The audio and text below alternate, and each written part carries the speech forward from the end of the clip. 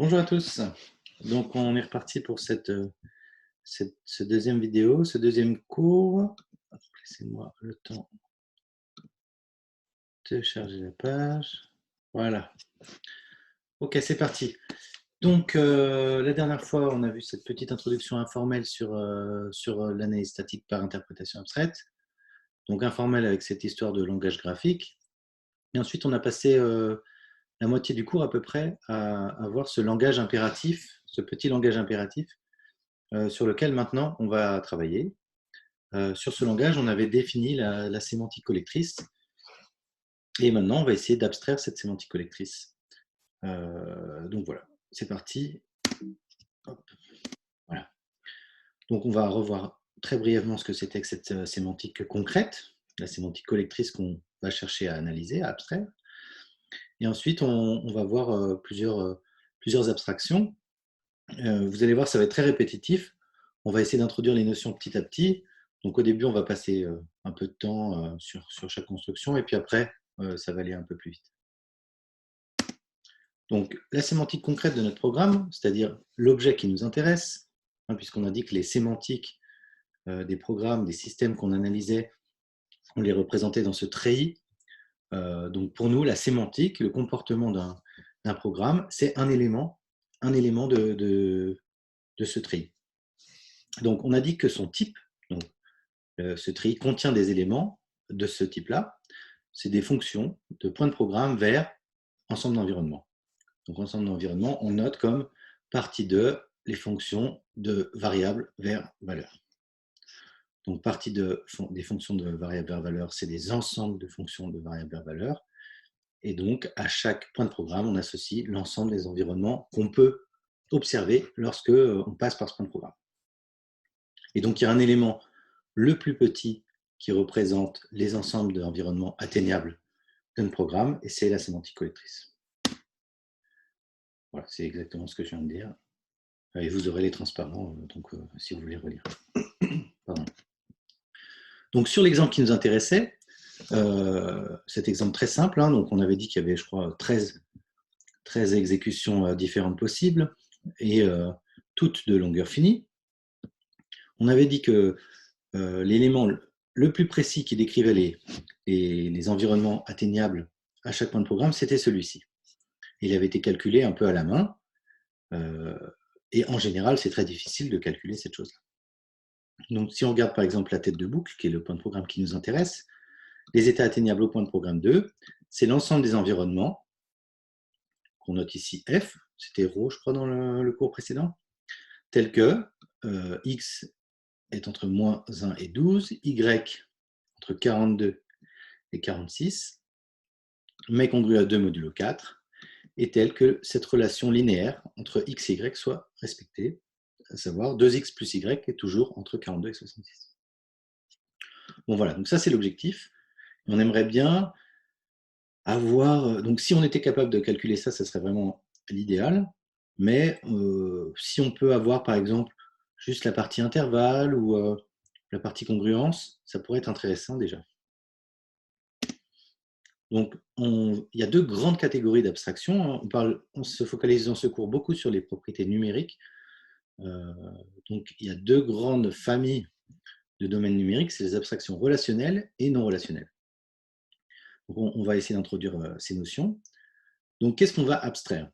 La sémantique concrète, on a dit qu'elle était incalculable, parce que dans le cas général, elle va être, comment dire, ça va être par exemple représenté par un ensemble infini d'éléments, ou la définir, c'est résoudre un problème indécidable. Donc, ce n'est pas calculable dans le cas général. Donc, on va la simplifier. Donc, qu'est-ce qu'on peut simplifier? Une première chose à faire, c'est de dire tous les points de programme ne sont pas forcément intéressants,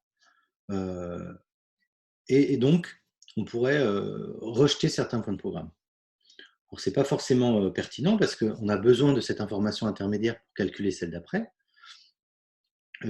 Par contre, des interprètes abstraits, des outils plus sérieux, commerciaux, ou des vrais outils d'analyse, parfois vont simplement, au niveau de l'implémentation, ne retenir l'information que sur les têtes de boucle et les points d'entrée de fonction. Bon, après, c'est plus des problèmes comment dire, d'implantation que théorique, mais bon, parfois on ne représente pas les environnements abstraits à chaque point de programme. Dans notre cas, c'est très simple, on va tout garder. L'ensemble L est fini, un nombre fini de points de programme, de lignes d'instruction dans notre programme, on va tout garder. V est fini, et on s'intéresse, nous, à toutes les variables. Donc, on va aussi le garder. De la même façon, ce n'est pas toujours le cas dans les analyseurs. Si vous prenez par exemple une librairie d'analyse qui s'appelle ICOS, on aura peut-être l'occasion d'en reparler. Donc, c'est une librairie d'analyse statique développée à NASA Ames en Californie et qui cherche à s'intéresser essentiellement à la vérification d'absence de runtime error dans les accès tableaux, les pointeurs, voilà, ces choses-là. D'ailleurs, c'est open source, vous pouvez y accéder sur GitHub. Donc, c'est pour analyser des gros programmes C++ qui sont enfin, des codes NASA, quoi, des codes de mission.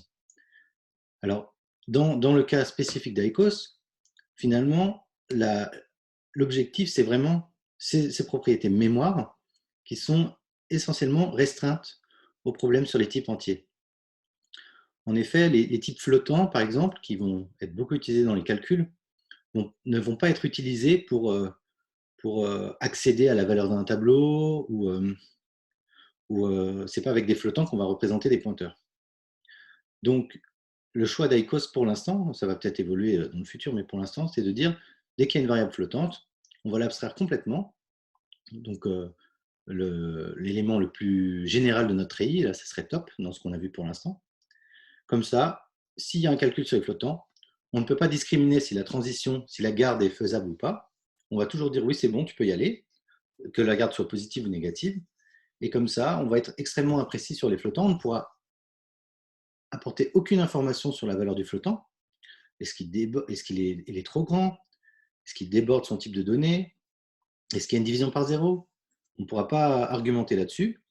Mais par contre, ça simplifie beaucoup les calculs. Tout ce qui est flottant, on le dégage quelque part et on s'intéresse, tout en restant correct, en surapproximant correctement le comportement du programme, aux variables entières. Donc voilà, donc V est fini dans notre cas. Tout est entier dans l'exemple qui nous intéresse. Donc on garde tout. Z par contre, ces anti-relatifs, lui, il n'est pas très fini, même si en machine, tout est fini, mais là on s'intéresse à des programmes avec une interprétation théorique, donc c'est des anti-relatifs mathématiques, et lui, on va l'abstraire. Donc, il y a deux grandes familles d'abstraction. Donc, vous vous souvenez que nos environnements, c'est des parties de V vers Z, donc des ensembles de fonctions qui associent à chaque variable une valeur. Donc, une première façon d'abstraire, c'est d'introduire cet autre ensemble. Donc, ça va être aussi un poset, un ensemble uninominal partiel. On peut même lui associer une structure de treillis. Donc, vous voyez les fonctions qui, à chaque variable, associent un ensemble de valeurs. On a dit que toutes les fonctions, tous les ensembles de fonctions dont le membre droit était muni d'une structure de treillis, c'était aussi des structures de treillis. Donc, on a aussi une structure de treillis sur cet objet-là. Et donc, on peut abstraire les ensembles d'environnements par des environnements d'ensemble. C'est moins précis. Et ensuite, ces environnements d'ensemble, les ensembles d'entiers relatifs, on va les abstraire par ce domaine abstrait que nous allons définir ensemble. Quand on fait ça, quelque part, juste cette première étape d'abstraction d'un ensemble d'environnements en environnement d'ensemble, on perd quelque part les liens entre les variables. Là, c'est difficile sans tableau, mais d'habitude, j'écris quelques ensembles. Si on prend par exemple des ensembles XY, d'environnement XY où toutes les valeurs sont toujours identiques, 0, 0, 1, 1, 2, 2, 3, 3, deux variables qui avanceraient à la même vitesse quelque part, et bien, quand on les abstrait, on va dire X, il peut valoir 0, 1, 2 ou 3, Y, il peut valoir 0, 1, 2 ou 3, mais on a perdu le fait que X et Y étaient tout le temps égaux. Donc, on parle d'abstraction non relationnelle parce qu'on a déjà perdu le lien entre X et Y. Une autre façon, qui est souvent algorithmiquement plus coûteuse, elle consiste à abstraire des ensembles d'environnements directement dans un domaine dédié. Et là, on va chercher à stocker, à enregistrer, à manipuler ces relations entre les variables. Alors, ça peut être des propriétés qui vont être non relationnelles, hein, de la même façon, mais on va aussi être capable de capturer le fait que x est toujours plus grand que y, des relations linéaires entre x et y, ou pourquoi pas non linéaires. Voilà. Donc souvent, c'est plus précis, mais également plus coûteux. Et c'est l'objet du cours prochain. Donc aujourd'hui et dans les TP, on se focalisera sur les abstractions non relationnelles. Vous allez voir, on va voir ensemble tous les mécanismes qui permettent de définir correctement ces analyses. Par contre, l'abstraction relationnelle, souvent les algorithmes sont un peu plus complexes et ce n'était pas forcément raisonnable dans le contexte de ce cours de vous faire produire des algorithmes utilisables voilà, en si peu de temps. Mais néanmoins, la partie théorique est intéressante. C'est vraiment l'abstraction, de mon point de vue, c'est l'abstraction relationnelle hein, qui apporte beaucoup à ces approches de l'interprétation abstraite, en faisant émerger des propriétés qui n'étaient pas forcément visibles dans le programme. Donc voilà, on verra ça dans la prochaine vidéo, dans le prochain cours. Donc démarrons maintenant. Ah oui, non, une dernière image graphique pour expliquer cette histoire-là. Donc si on se focalise spécifiquement au point de programme 2, notre tête de boucle, voilà l'ensemble des points que chaque point représente un environnement, en fait, x, y, l'ensemble des comportements possibles du programme, des environnements atteignables du programme au point de programme 2. Donc, on peut essayer de donner une interprétation. Si par exemple, vous prenez ce point-là en bas à droite, donc on a x qui vaut 12 et y qui vaut 42, ça c'est clairement le point quand vous rentrez dans le programme, vous avez pris x à 12, y vaut 42, c'est le point de rentrée. Et après, si vous êtes sur cette trajectoire-là, le successeur, quand vous repasserez par la tête de boucle, vous aurez augmenté y de 4 et décrémenté x de 2. Donc, vous serez sur cette droite, la droite supérieure droite. Voilà. Et chaque point sur cette ligne la plus basse, celle qui correspond à y égale 42, ça correspond à une des 13 possibilités de trajectoire du programme. Et la dernière étant x qui vaut 0, y égale 42. On va décrémenter une unique fois. Ah non, d'ailleurs, on ne fait rien dans ce cas-là, c'est déjà terminé.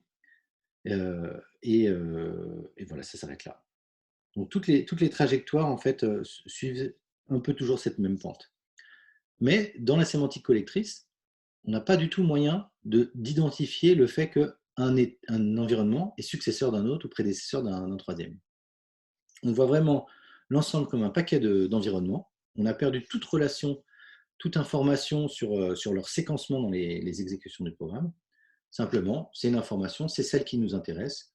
Quelles sont les valeurs atteignables des environnements, des variables à ce point de programme-là.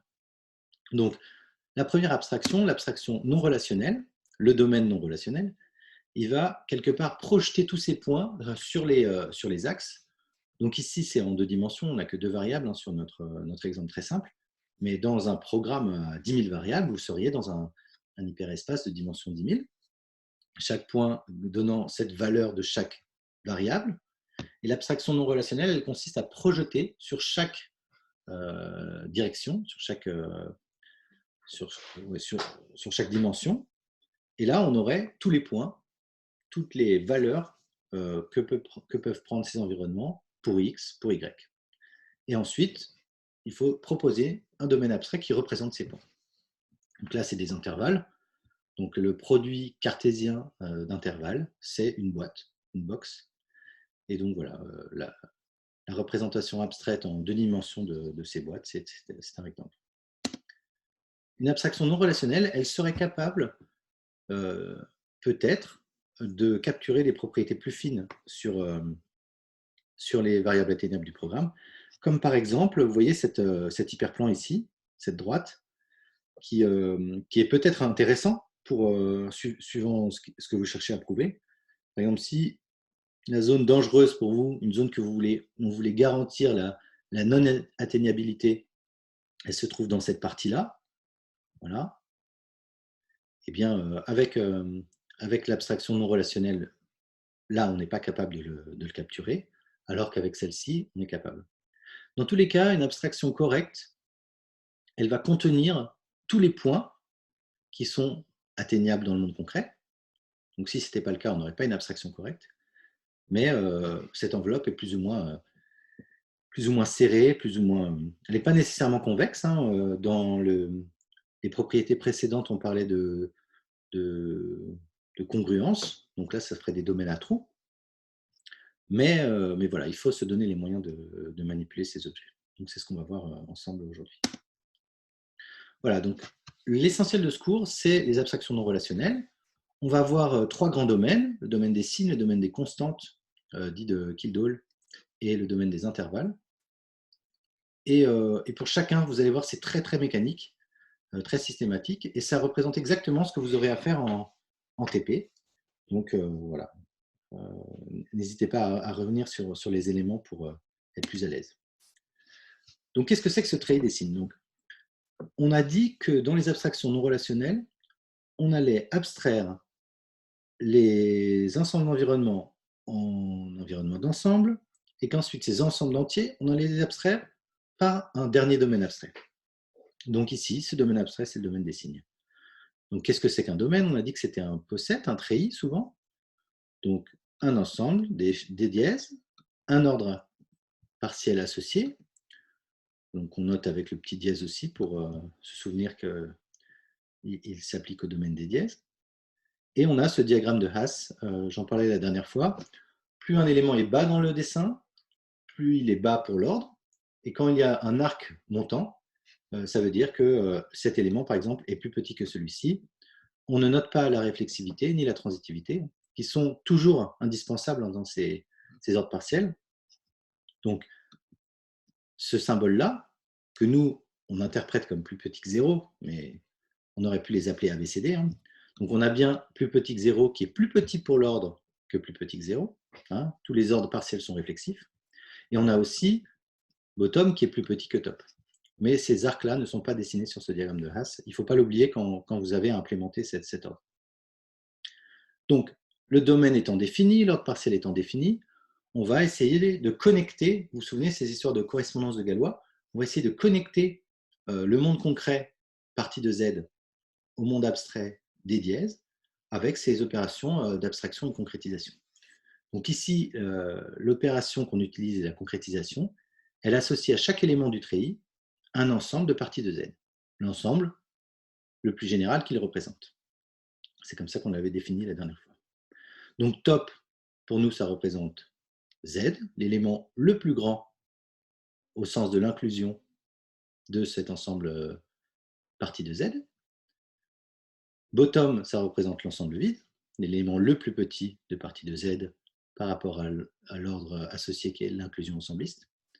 Et après, chaque élément ici, assez naturellement, hein, celui qu'on a noté inférieur ou égal à 0, il va nous retourner l'ensemble des antirelatifs entre moins l'infini et 0. Et celui-ci, l'ensemble des antirelatifs entre 0 et plus l'infini. Donc, la première question qu'on doit se poser, c'est est-ce que l'ordre, en fait, ce n'est pas vraiment l'ordre qui doit être correct, c'est vraiment cette combinaison ordre et concrétisation. Parce qu'on peut toujours définir un ordre, mais est-ce que la concrétisation, combinée à cet ordre, est bien compatible avec l'ordre du domaine concret, le domaine qu'on cherche à abstraire? Donc, il faut vérifier que chaque fois que vous vous souvenez, j'avais dû l'évoquer rapidement, je voulais que la fonction gamma soit monotone. Dans une correspondance de Galois, il faut que alpha et gamma soient monotones.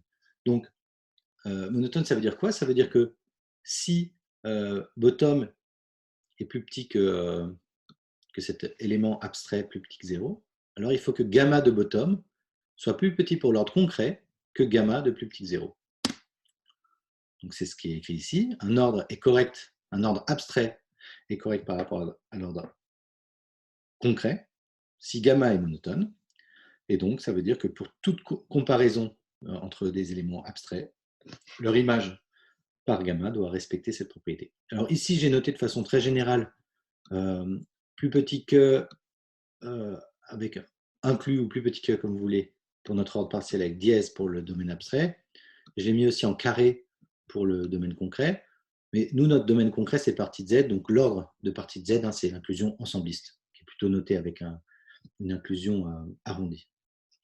Donc, ici, pour nous, on lira X est plus petit que Y dans l'abstrait si la concrétisation de X est inclue au sens ensembliste dans la concrétisation de Y. Très bien. Donc, il faut le faire pour chaque élément. Il faut vérifier.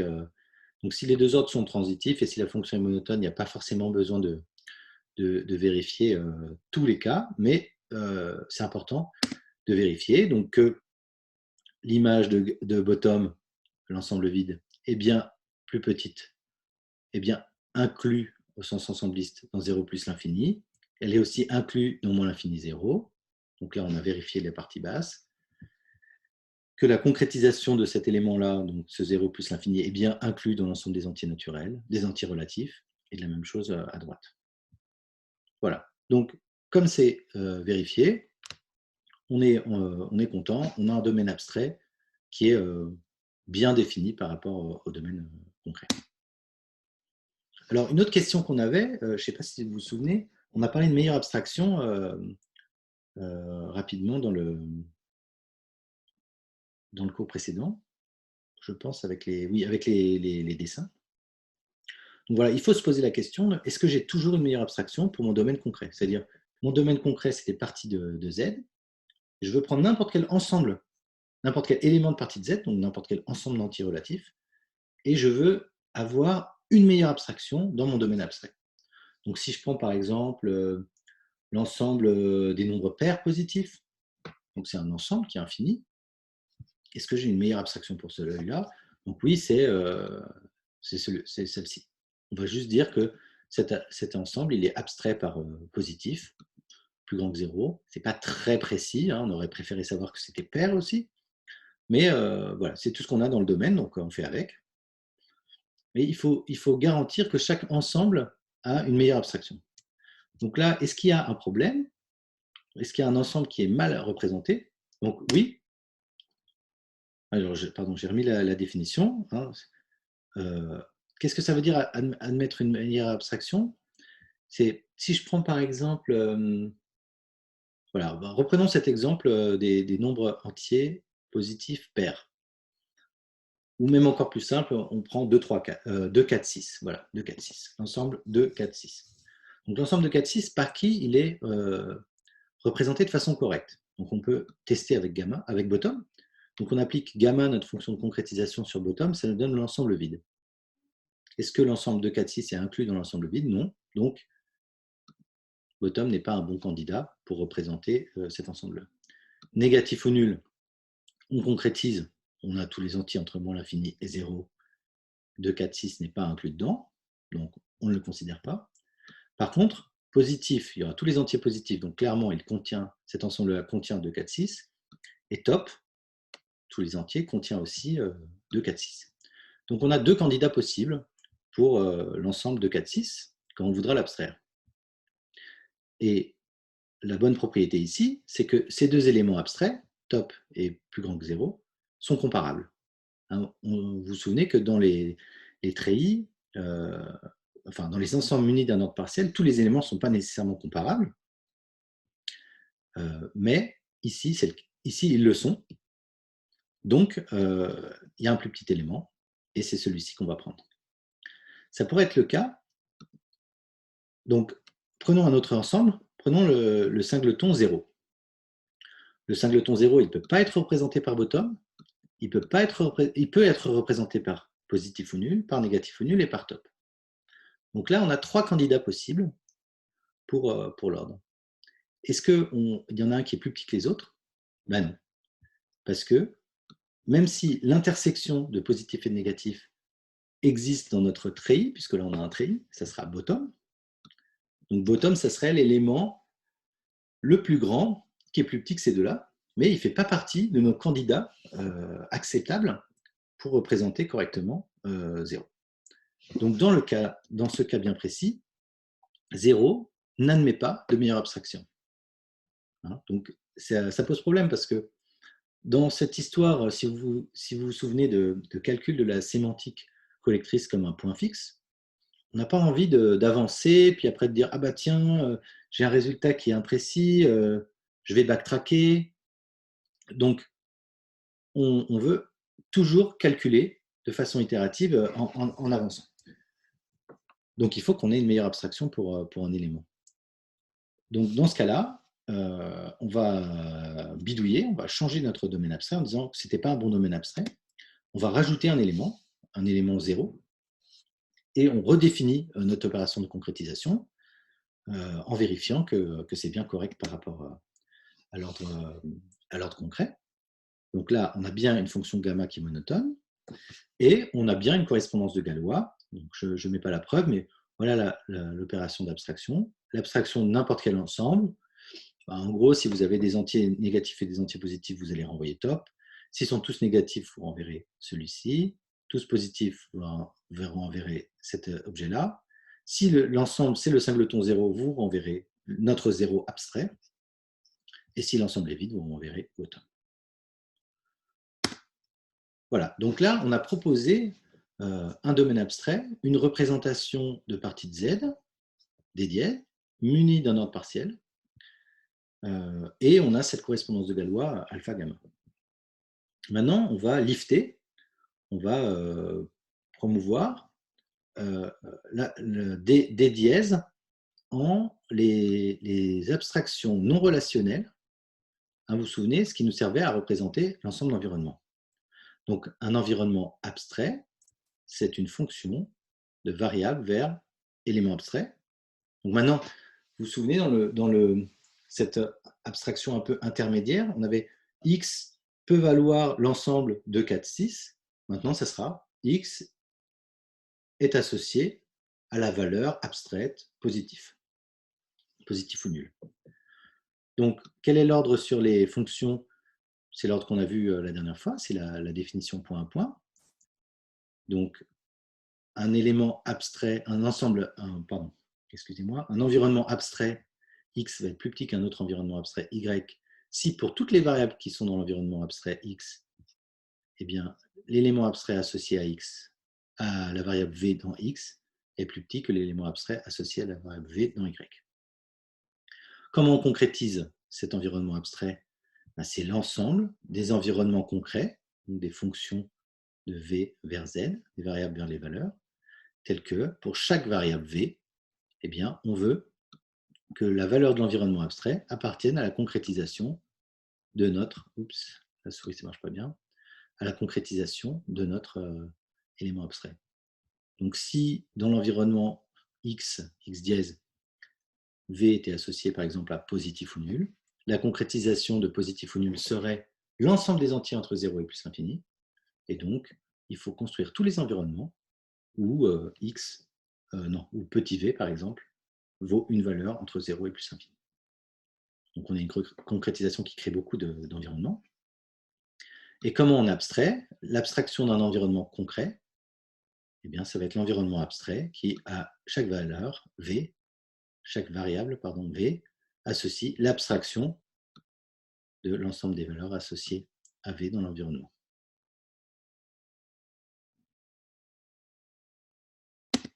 Voilà. Il faut définir également les opérations du treillis. On a une structure de treillis ici. Quel est le plus grand élément, le plus petit, donc top, bottom. Comment est définie l'union et l'intersection. Donc, bottom et top, c'est des fonctions un peu constantes qui, à chaque variable, associent la valeur top de notre treillis des dièses, la valeur bottom de notre treillis des dièses, et l'union et l'intersection sont définies point à point. En pratique, on a toujours le même environnement, c'est toujours le même ensemble de variables pour les environnements, c'est un peu constant dans notre analyse. Mais voilà, donc pour chaque petit v, pour chaque variable, on va construire l'union d'un élément abstrait avec un autre. Et je ne l'ai pas trop défini avant. Laissez-moi revenir un peu en arrière. Voilà, mais ici, là, on a une structure de treillis, donc on a une relation d'ordre, mais on a aussi une union, une intersection. Donc l'intersection de cet élément avec celui-ci, c'est 0. L'union de celui-là avec celui-là, c'est top, etc. Voilà, alors si vous vous souvenez de notre langage, il y avait donc les instructions, affectation, séquence, structure de contrôle. Les expressions, on avait variables, constantes, random et des expressions arithmétiques. Donc, il faut qu'on soit capable d'évaluer tout ça dans le monde abstrait. Donc, redéroulons les constructions une par une. Si l'on voit dans le programme une constante n, donc quelle est la valeur, comment on représente cette constante dans notre treillis? Ben, on va abstraire cette constante, ce singleton constant, par l'élément abstrait le plus précis qui le définit. Donc là, c'est assez facile. Hein. Si la constante est négative, on va dire négatif ou nul. Si la constante est positive, on va dire positif ou nul, etc. Donc le random, ben là, on n'est pas très précis. Si notre intervalle n1, n2 est uniquement du côté positif ou nul, on va renvoyer positif ou nul. Si tous deux sont négatifs ou nuls, on sait qu'on a un entier négatif ou nul. Si c'est vraiment le singleton 0, pourquoi pas quelqu'un aurait pu écrire random de 0, 0. Alors, on renverra l'élément abstrait 0. Sinon, on renvoie top. Et il y a le cas particulier d'une définition mal fichue, quelqu'un qui aurait mis une borne N1 strictement plus grande qu'une borne N2, auquel cas le random n'a pas de sens, hein, c'est un peu l'ensemble vide. Donc, on va renvoyer la valeur bottom. Accéder, alors là, on ne l'a pas mis, mais accéder à une variable. S'il y avait par exemple V dans le programme, bah, avoir la valeur abstraite associée à V, il suffit juste d'aller chercher dans l'environnement. Et après, toutes les opérations arithmétiques, donc là, on n'a mis que les 4 opérateurs de base, hein, il faut les définir dans l'abstrait. Donc là, j'ai remis la définition de la meilleure abstraction en utilisant la correspondance de Galois. Donc, on va concrétiser x dièse, y dièse. On va construire l'ensemble des sommes qu'on peut faire avec des éléments dans ces concrétisations. Ça nous donne un nouvel ensemble et on abstrait cet ensemble. Alors ça, c'est super, mais c'est une définition très dure à implémenter. Parce que votre concrétisation, elle va vous donner l'intervalle 0 plus l'infini, l'intervalle moins l'infini 0. Ça va être très difficile de construire toutes ces paires, hein, de construire toutes ces sommes en prenant un élément dans chacun de ces ensembles infinis. Mais dans ce cas bien précis, finalement, vous n'avez que 5 valeurs dans votre domaine abstrait. Donc, vous avez 25 cas au pire à construire. Donc, pour chacun, encore une fois, on se pose la question de la correction. C'est-à-dire, quand je fais la somme d'un entier négatif avec un entier négatif, quels sont les éléments abstraits corrects qui représenteraient cette somme? Alors, on a toujours top, hein, quasiment toujours. S'il n'y a pas de bottom, on a toujours top. Si vous regardez dans ce carré 4 par 4 qui est à l'intérieur. Donc, top, ça serait la solution de facilité de correction. Mais si vous renvoyez top à chaque fois, vous avez un opérateur abstrait qui est correct, mais extrêmement imprécis. Donc, par fainéantise, je dirais, on peut l'utiliser hein, sur une division, par exemple. Vous allez dire, ah, c'est difficile à faire la division, je vais envoyer top tout le temps. Donc, ça va, c'est correct, au moins, ça ne casse pas l'analyse. Mais par contre, ça rend votre analyse extrêmement imprécise s'il y a une division. Alors, là, dans le cas du plus, on sait faire assez précis. Donc, si un des arguments est n'importe quoi et top, on va renvoyer top. Deux nombres négatifs additionnés donneront un nombre négatif. Deux nombres positifs additionnés donneront un nombre positif. Additionner 0, ça ne change rien. Donc, c'est ces 4 cas. Et enfin, bah, l'imprécision arrive quand vous commencez à additionner un nombre négatif avec un nombre positif. Vous aurez top. On ne peut pas garantir que le nombre résultat soit positif ou négatif. Et de façon symétrique ici. Voilà. Bottom représentant l'ensemble vide. Lui, il est un peu absorbant, c'est-à-dire que faire une somme de quelque chose avec bottom va renvoyer bottom. Donc voilà, on avait plusieurs, on peut aussi, donc j'ai dit que top était toujours une solution, mais bon, on peut faire le même raisonnement que quand on a vu ensemble comment définir l'abstraction du singleton 0. Vous regardez dans votre treillis quelles sont les 5 valeurs. Ici, on a 5 valeurs. Donc, est-ce que ces 5 valeurs peuvent être des abstractions correctes de la somme des nombres négatifs avec les nombres négatifs? Donc, nous, on n'aura que top et inférieur ou égal à 0, qui sont des abstractions correctes de cette addition abstraite-là. Et après, on prend la plus précise. Voilà. Donc, en exercice, j'ai disséminé 5-6 exercices dans le cours. Donc, je vous demande de les faire. Ils sont, pour la plupart, non, ils sont tous extrêmement simples. Donc, voilà. Complétez la table de soustraction abstraite pour les signes. J'ai résumé sur le dernier transparent les exercices à faire. Voilà, et on verra ensemble comment vous me communiquez vos résultats, mais je pense que ce serait important que vous fassiez ces petits exercices. Donc, on a vu comment évaluer les expressions. Donc, comment c'est faire les opérations de base plus random et éléments abstraits. Eh bien, on peut définir ça pour toutes les expressions de façon très générale. Donc, évaluer une expression quand on a un environnement abstrait comme contexte, ça va nous renvoyer un élément abstrait, hein, notre anti-abstrait. Donc, si c'est une variable, on va chercher sa valeur dans l'environnement. Si c'est une constante, c'est la constante abstraite. Le random, c'est le random abstrait. Et après, pour les autres opérations arithmétiques, finalement, c'est défini de façon récursive. Si vous avez E1 plus E2, vous avez déjà évalué E1, puis E2, et vous sommez. Donc, on peut faire des expressions très compliquées comme ça. Et ça se calcule assez facilement. Il nous reste la dernière étape, l'étape du graphe de flow de contrôle. Donc, avec ces deux constructions, si vous vous souvenez, qui étaient l'affectation sur nos arêtes ou la garde. Donc, voilà l'exemple qu'on voit ensemble. Donc, il faut qu'on donne un sens à ces choses-là maintenant. Donc, si vous vous souvenez ce qui se passait avant, dans le monde concret, l'affectation, ça prenait tous les environnements et ça mettait à jour, ça évaluait l'expression dans l'environnement et ça mettait à jour dans l'environnement V avec la valeur de l'expression. Voilà, c'est exactement ce qu'on fait dans l'abstrait. On va prendre l'environnement O, sauf que cette fois-ci, ce n'est pas un ensemble d'environnements, c'est un unique environnement abstrait. On va prendre O et dedans, on va mettre à jour la variable V par la valeur abstraite obtenue en évaluant l'expression E dans l'abstrait par rapport à ce contexte abstrait ρ. Donc là, c'est très direct. L'évaluation de garde, alors si vous vous souvenez, on avait un ensemble d'environnements dans le monde concret, et quand on appliquait une garde, on se restreignait aux environnements qui vérifiaient la garde, dont une évaluation de l'expression vérifiait la garde, pour ne pas perdre des cas. Donc là, c'est un peu la même chose. Dans l'idéal, si on était le plus précis, on voudrait restreindre ρ à satisfaire exactement E positif. Et une façon correcte, mais un peu grossière, ce serait de dire non, tout le monde passe, je renvoie ρ. Donc ici, on propose quelque chose de très simple pour commencer. On verra après comment être mieux. Donc, imposer que la garde E soit E positif soit valide dans l'environnement abstrait ρ.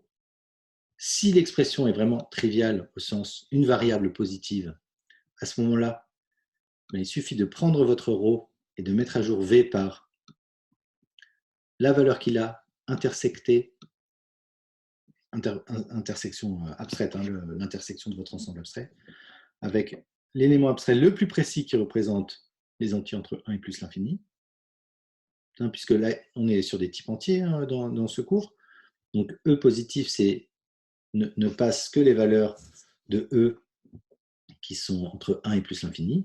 Et là, on est dans le cas très particulier où ce n'est pas E positif, c'est V positif. Donc, on impose que la variable soit entre 1 et plus l'infini. Comme on a un accès direct à la valeur de cette variable, bien voilà. Si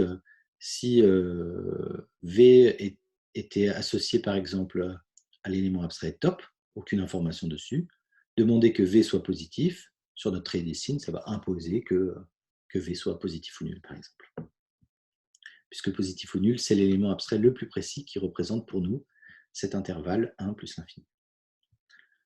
Si E est plus compliqué, ce qui arrive souvent, hein, vous avez par exemple une variable plus petite qu'un seuil, tant que x est plus petit que 10, faire quelque chose. Voilà, donc ça c'est plus compliqué. Et bien dans les autres cas, on renvoie ρ. C'est extrêmement imprécis, mais correct. Donc dans ce cas-là, ça se calcule toujours aussi bien. il nous reste la dernière étape, donc le point fixe. On a dit que la sémantique d'un programme, au sens du graphe complet, c'était cette fonction qui, à chaque point de programme, associait l'environnement abstrait. Chaque variable est associée à un élément abstrait. Donc, c'est la plus petite solution au sens de notre ordre abstrait sur les environnements abstraits de ce système-là. On a juste plongé les équations de point fixe dans les notations abstraites. Donc, ce qui avant était je n'ai aucune information sur mes environnements au démarrage. On avait dit qu'on pouvait avoir n'importe quel environnement. Ben ici, maintenant, c'est l'environnement abstrait top, qui à chaque variable associe top. Et puis après, il faut résoudre cette équation. On a l'union, vous vous souvenez des arcs entrants, qui vont de L vers L' en exécutant la commande C. On va exécuter la commande C dans l'abstrait sur l'environnement abstrait associé au point de programme L. Voilà. Et ça nous donnera, quand on fera l'union de toutes ces images, ça nous donnera un environnement. On peut faire l'union d'un environnement abstrait, ça nous donnera un environnement abstrait solution affecté au point de programme L' dans le graphe, et on va itérer ça. Donc, est-ce que cette solution existe? Est-ce que cette équation de point fixe admet une solution? On est toujours dans un tri complet, on a toujours une fonction monotone, donc en utilisant le même théorème de Tarski, la solution existe. Par contre, ce n'est pas forcément évident à calculer. Donc on va essayer de le faire. Donc, une façon de calculer ce point fixe, c'est... Alors là, le théorème n'est pas forcément le plus général ou le plus exact, mais on l'a simplifié un petit peu pour expliquer. En gros, si vous avez une bonne structure et que vous avez une fonction monotone sur ce trait I, et si la suite, en partant de bottom, fn de bottom est stationnaire, c'est-à-dire qu'au bout d'un moment, on va s'arrêter, alors sa limite, c'est le plus petit point fixe de f. Donc, il suffit de faire tendre n vers plus l'infini, et à un moment, ça va s'arrêter pour obtenir le plus petit point fixe de f. Donc, bon, la démonstration, je la passe, vous l'avez dans les transparents, c'est assez direct. Donc, c'est ce que je viens de dire. On a un trait complet, donc c'est les mêmes hypothèses plus ou moins que le théorème de Tarski. La fonction f dièse, elle est calculable, et elle est monotone. Donc, on pourrait partir de bottom. Bottom, pour nous, dans ce type-là, c'est une fonction qui, à chaque point de programme, associe l'environnement bottom. Et on va appliquer f dièse sur ce bottom-là. Voilà. Et si c'est stationnaire, c'est à nous de voir ensemble si ça l'est, eh bien, là où ça s'arrête, c'est le plus petit point fixe. C'est le plus petit point fixe dans l'abstrait. Donc, cet algorithme très simple, c'est celui qu'on va appliquer. Donc, j'ai réécrit ici les équations sémantiques qui avant étaient exprimées avec des unions ensemblistes, des mises à jour concrètes. C'était à peine différent. Cette fois-ci, elles sont réexprimées dans la notation abstraite, dans le monde abstrait. Donc là, vous voyez, par exemple, vous avez le passage de 0 à 1, c'est bien une affectation. On prend l'environnement d'avant et X maintenant, on lui associe un élément abstrait, une valeur abstraite. Tout a été réévalué dans ce monde-là, donc on n'a plus de random de 0,12 ou tout ça. Random de 0,12 est devenu ici positif, puisque c'est la meilleure abstraction pour représenter cet ensemble-là. 42, le singleton 42 devient aussi ici positif. D'accord ? Y plus 4 devient la valeur de Y plus 4 dans l'abstrait. C'est quoi l'élément abstrait le plus précis qui représente le singleton 4, positif ou nul? X moins 2, il va falloir faire X ici moins abstrait, et là 2, l'élément abstrait le plus précis qui représente 2. Et on a nos deux gardes, X positif et X négatif. Alors là, vous voyez, on est dans le cas sympa où la garde, c'est une garde sur une variable directement, le petit cas qu'on sait gérer. Donc là, la contrainte, on sait filtrer un petit peu. Et ça va être, je vais imposer que, c'est ici, je passe au point de programme 3 en prenant le point de programme 2 et j'impose que x, c'est la valeur qu'il avait avant, en intersection avec positif. Alors ici, par un peu un abus de notation, on va dire, on a été capable de construire la négation. Dans le cas général, ça demande un petit peu plus, mais voilà, on va dire que pour le cours, on suppose que ça passe. Donc là, on va au point de programme 5 en prenant le point de programme 2 et en contraignant x à valoir la valeur qu'il avait avant, mais à être négatif. C'est cette intersection dans l'abstrait.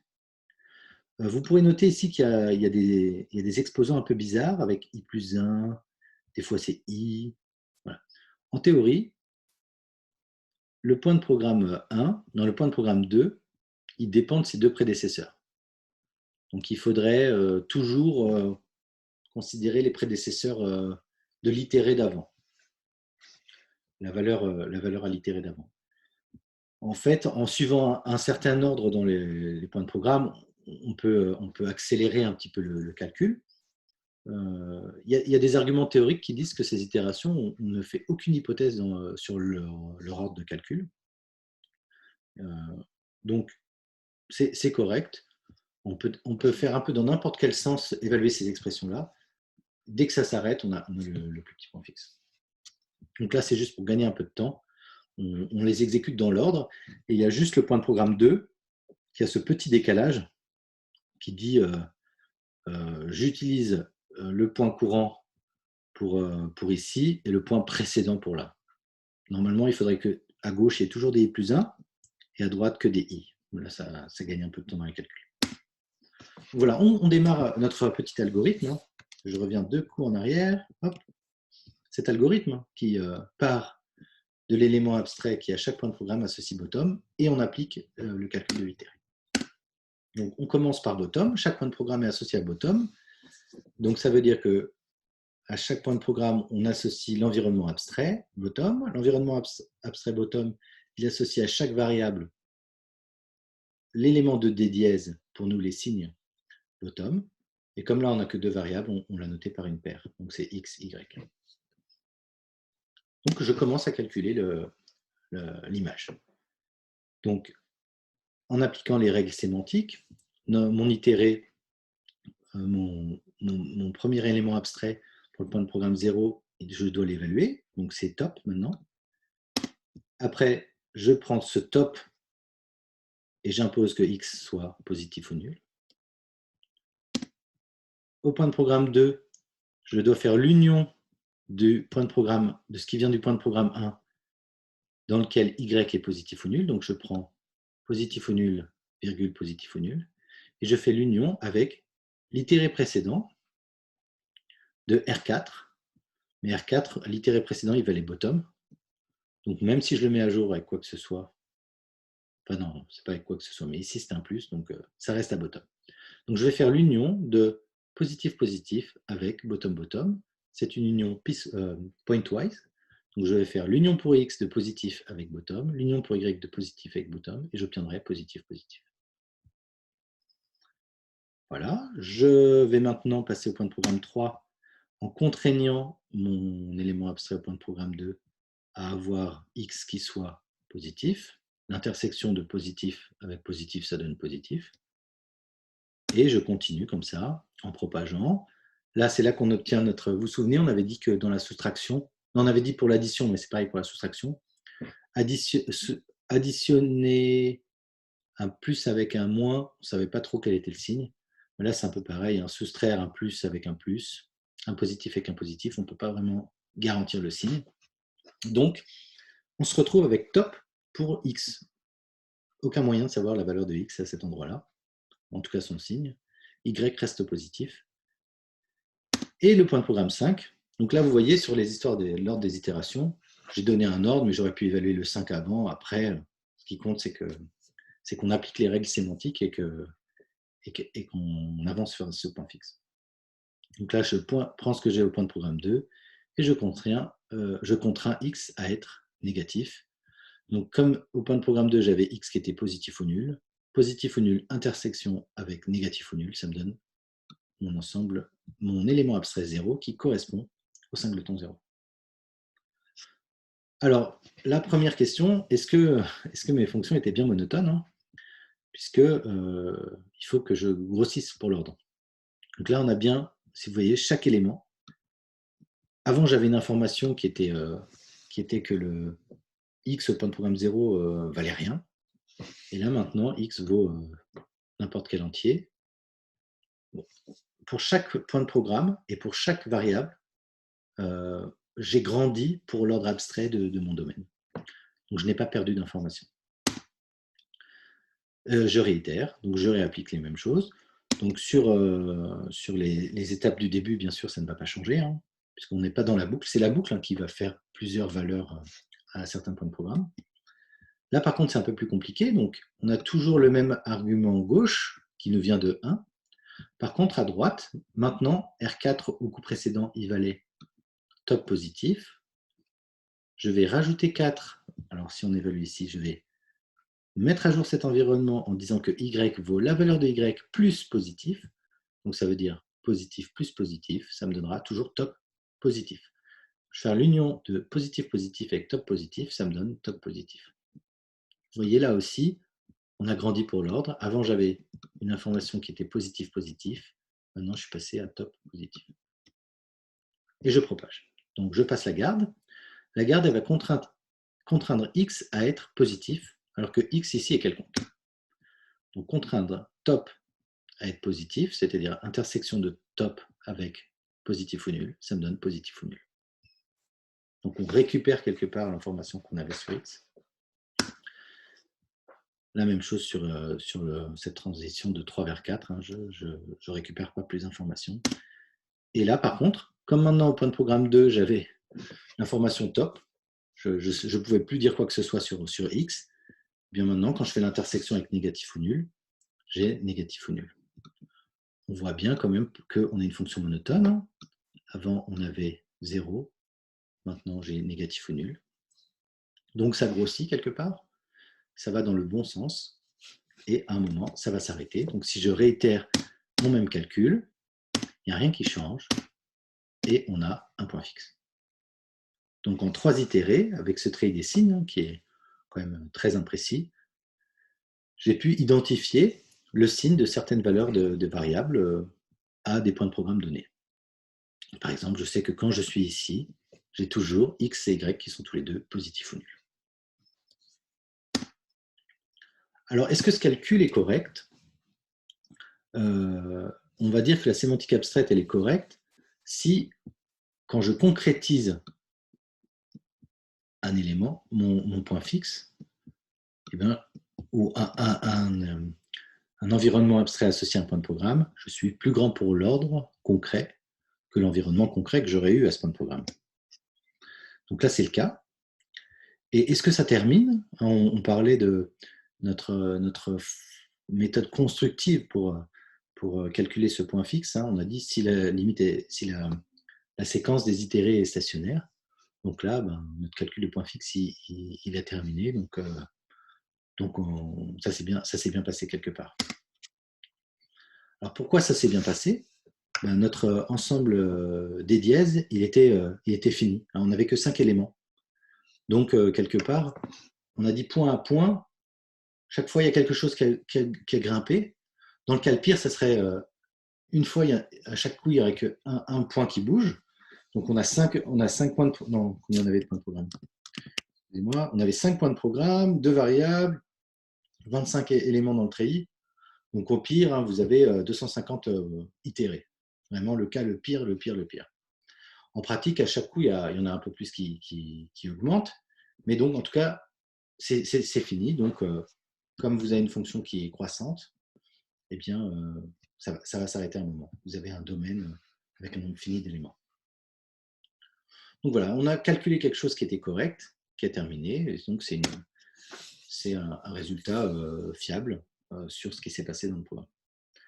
Bon, donc j'espère que vous avez bien compris cette première étape. Maintenant, on va regarder, on va refaire les mêmes démarches avec un autre domaine qui s'appelle le domaine des constantes. Donc là, le treillis est un peu plus compliqué. L'ensemble est infini, hein, il y a un nombre infini de constantes. Et en plus des entiers relatifs, on rajoute deux éléments bottom et top. Et l'ordre, ce n'est pas l'ordre de comparaison sur les entiers. Hein. On ne dit pas que 0 est plus petit que 1. Si vous lisez le diagramme là, ce qui est plus petit que 0, c'est uniquement bottom. Ce qui est plus grand que 0, c'est uniquement top. Avec la réflexivité en plus, hein, 0 qui est plus petit que 0. Donc voilà, c'est juste, on a l'ensemble des entiers à plat, ils ne sont pas comparables entre eux, et en fait, ils représentent le singleton de la variable, et c'est ce qu'on a par ce gamma. Gamma de la constante n, c'est singleton de n. Donc, est-ce que c'est correct? Est-ce que cet ordre-là est correct par rapport à l'ordre sur les ensembles d'entiers? Bah oui, hein, puisque si vous regardez la concrétisation de bottom, ça va vous donner ensemble vide. L'ensemble vide est inclus dans n'importe quoi. Si vous regardez la concrétisation de top, eh bien, elle est plus grande que n'importe quoi. Donc, vous aurez un ordre, enfin, on a un ordre correct. Est-ce qu'on a une correspondance de Galois? Donc oui, on a une correspondance de Galois en prenant cette abstraction-là. Pour chaque ensemble, en gros, s'il n'y a qu'un seul élément, si c'est un singleton, vous le renvoyez. Si le cardinal de S est plus grand que 2, c'est top. Et si c'est vide, c'est bottom. On a une correspondance de Galois, ça veut dire qu'on a aussi une meilleure abstraction. Donc, on est bien parti.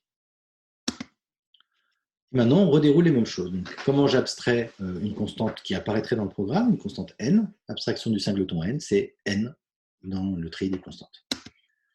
Random, là c'est là que c'est délicat. Hein. Si jamais on a un vrai random avec plusieurs valeurs, on va renvoyer top.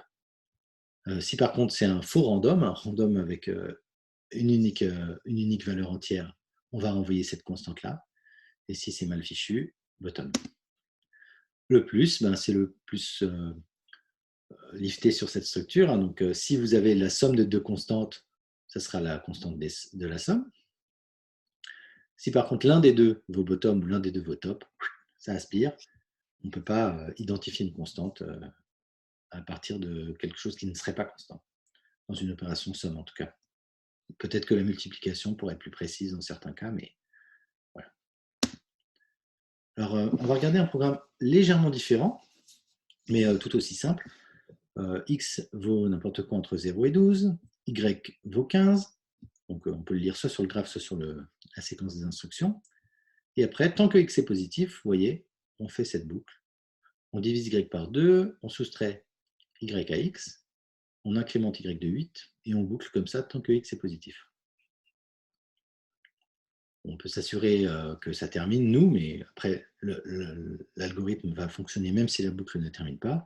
Mais on peut voir que Y étant positif, on va le diviser par 2, mais en gros, on va toujours retirer quelque chose de positif à X. X démarre positif, donc au bout d'un moment, ça va s'arrêter. Mais bon, passons sur la terminaison, puisque ce n'est pas ce qui nous intéresse. C'est une autre analyse, hein. On peut s'intéresser à la terminaison, mais nous, on ne s'intéresse qu'aux états atteignables. Les équations sémantiques définies pour ce programme-là. Donc, si vous voyez, là, il y a un random, ça va nous donner top. Les constantes comme 15, 2, 8 vont être représentées exactement, parce que l'abstraction du singleton 15, du singleton 2 et du singleton 8, voilà, ici 8. Les plus vont devenir des plus abstraits, les divisions des divisions abstraites, et les gardes de stricte positivité ou de inférieur ou égal, on va les avoir aussi ici. Alors, c'est point de programme 3. Alors ici, X positif, comment est-ce que vous pouvez, si vous vous souvenez de la définition, alors excusez-moi, je vais devoir sauter en arrière, donc là on est au slide 29, je vous reprends, pardon, la définition de la garde. Voilà, vous vous souvenez ici, on a dit que la garde abstraite, c'était ρ dans le cas de où E est une variable, ce qui est notre cas là, on a X positif. C'est ρ dans lequel X va être associé à ρ de X intersection avec l'abstraction de 1 plus l'infini. Mais alors, dans le treillis des constantes, qu'est-ce que c'est l'abstraction de 1 plus l'infini? Le plus petit élément abstrait qui représente tous les entiers entre 1 et plus l'infini. Il n'y en a qu'un, c'est top. hein. Il n'y a aucun autre élément abstrait qui représente cet ensemble-là. Donc, calculer l'intersection de top avec ρ de V, ça va donner ρ de V. Donc, dans le treillis des constantes, les gardes en tout cas de ce type-là, ça ne donne rien. C'est comme si on ne touche à rien. Laissez-moi revenir au transparent 29. Où nous étions. Voilà. Donc ça explique qu'ici, pour le point de programme 3 et le point de programme 6, quand on sort de la boucle, on n'a rien à dire, on conserve ce qui vient du point de programme 2. Hein. Au point de programme 6, j'ai les éléments atteignables au point de programme 2. Au point de programme 3, j'ai les éléments atteignables au point de programme 2. Donc maintenant, on déroule en suivant le même algorithme que précédemment. Donc on démarre avec bottom partout et on joue nos équations sémantiques. Donc jusque-là, tout va bien. Ici, c'est là qu'on a ce léger décalage, hein, comme pour toutes les boucles. Donc on va avoir Y qui va valoir à 15, union avec bottom-bottom. Donc ça donnera top 15. On sait que Y vaut 15, pour l'instant en tout cas. Tous les itérés intermédiaires, je ne l'ai peut-être pas dit, mais c'est vraiment le point fixe qui a du sens pour nous. Hein. Un élément intermédiaire n'a pas beaucoup de sens. Ces éléments représentent des choses qui seraient atteignables, mais comme on surapproxime, ça ne veut pas non plus dire que c'est atteignable vraiment. Donc, c'est vraiment le point fixe qui a un sens pour nous. On continue. Donc, au point de programme 3, c'est propagé. On a dit qu'on n'y touchait pas. Au point de programme 2, cette constante 15 va être divisée par 2. C'est une division entière, hein, donc ça nous donnera 7. Division euclidienne. Après, x reçoit x moins y. Bon, bah là, ça va nous donner... on avait top. Et à top, on va retirer 7. Donc, top moins 7, ça nous donnera top. Donc, on n'arrive pas à avoir une information très précise finalement sur X. Hein. On part de top, on retire quelque chose à top. On n'a aucune information sur X avec cette analyse. Par contre, vous voyez, pour l'instant, en tout cas sur Y, on a des choses. 15 puis 7. Et là, voilà, pardon, c'est le dernier point, on sort. Très bien. Maintenant, on réitère. Voilà. Et là, c'est là que c'est intéressant. Le point de programme 2, c'est l'union de top dans lequel vous mettez Y qui vaut 15, donc c'est ce qu'on avait juste avant. Maintenant, le point de programme 5, prenez ce qu'il valait, c'était top et 7, et vous ajoutez 8 à Y. Donc vous retombez sur vos pattes en fait. Vous allez réobtenir top 15. Donc l'union de top 15 avec top 15, ça va donner top 15. Et donc, on a détecté quelque part, vous continuez de propager, vous allez avoir la même chose qu'avant, et on atteint le point fixe. Alors là, c'est assez étonnant parce qu'en fait, sur un programme qui n'avait pas, bon, qui là est quand même très simple, mais bon, avec des divisions, des additions et des soustractions, on a réussi à identifier qu'au point de programme 2, Y valait toujours 15. Avec une division euclidienne, une somme, c'est... Donc, est-ce que c'est correct? Ben, on l'a construit comme tel. Hein. Chaque élément abstrait était une surapproximation correcte de ce qui est représenté dans le concret, etc. Au niveau des environnements, on a un point fixe. Donc, le point fixe abstrait est plus grand que la concrétisation du point fixe abstrait est plus grande que la concrétisation du point fixe concret. Donc, c'est correct. Est-ce que ça termine? Ben oui, ça termine. Alors, dans notre cas, ça a terminé. Est-ce que ça terminerait toujours? L'argument qu'on a utilisé la dernière fois, c'était la finitude du domaine des dièses, en disant qu'il n'y avait que 5 valeurs dedans, bottom, 0, positif, négatif, top. Et pourquoi, comme on devait toujours grossir quelque part, on ne pouvait pas passer d'une valeur à une autre, et donc au pire on les énumérait toutes, mais ça allait terminer. Donc ici on a un nombre infini de valeurs. Donc pourquoi ça termine? Alors, l'argument, il est simple, c'est que de la même façon, comme on est monotone, on ne peut pas avoir une analyse qui dirait x vaut la constante 0, et plus tard dire x vaut la constante 1, puis x vaut la constante 2, puisqu'on a toujours des propriétés, des itérés qui sont monotones par rapport à l'ordre sur les éléments abstraits. Et bien, si à un moment on a 0, soit on reste à 0, soit on grossit, et grossir, ça veut dire aller à top. Donc ici, on a des chaînes, on n'a pas de chaîne croissante infinie, strictement croissante. Donc, si vous partez de bottom, après vous passez une première constante, et après, si vous grossissez encore, vous allez passer à top, et après, vous ne bougerez plus.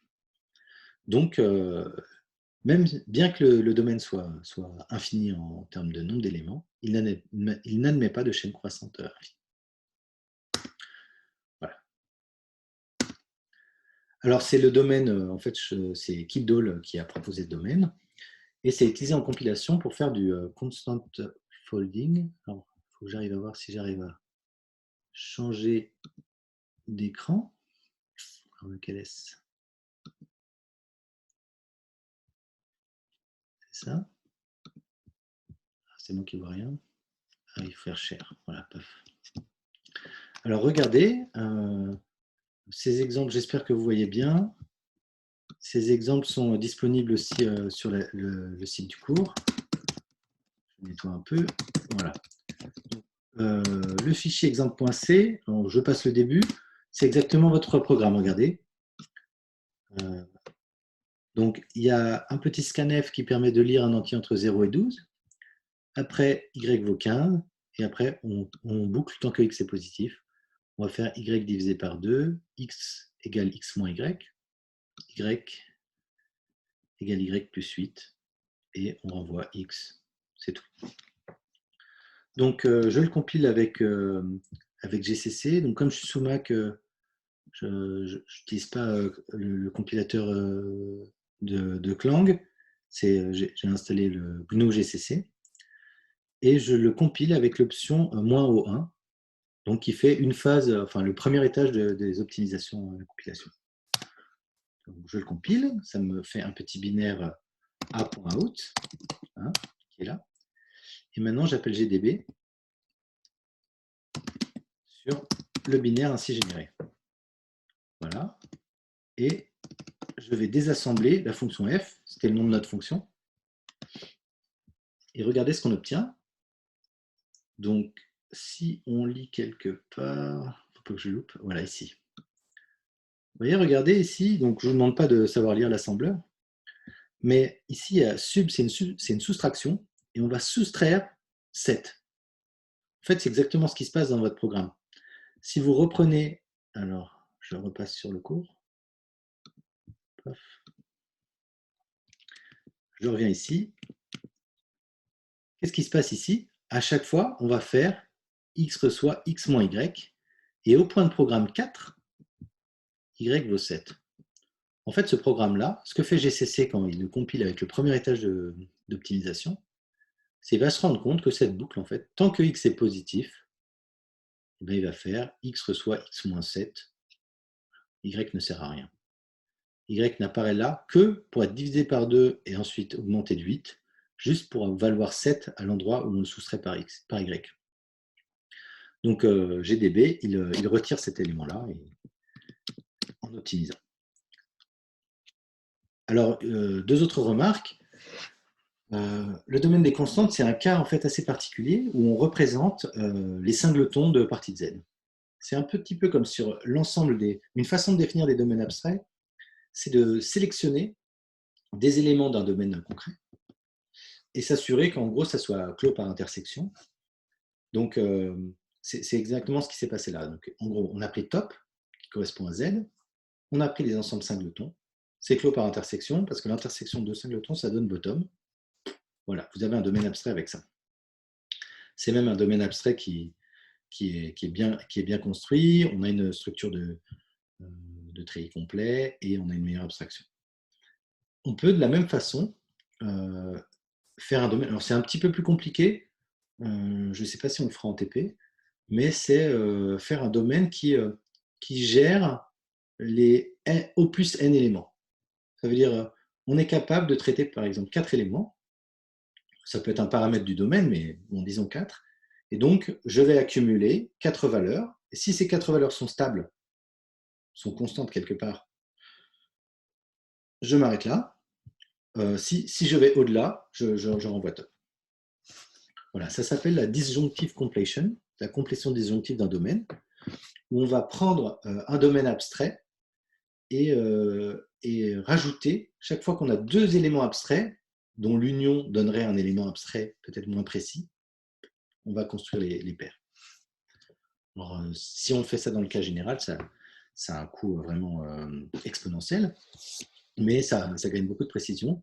Et je crois que dans certains outils d'analyse, comme l'analyse de valeur de Framassi, en tout cas c'était le cas il y a quelques années, donc on aura aussi peut-être le temps d'évoquer Framassi ensemble à la fin de ce cours, il y a dans les analyses qui s'intéressent aux pointeurs, eh bien, on utilise comme ça plusieurs, quelque part, racines pour représenter ces pointeurs.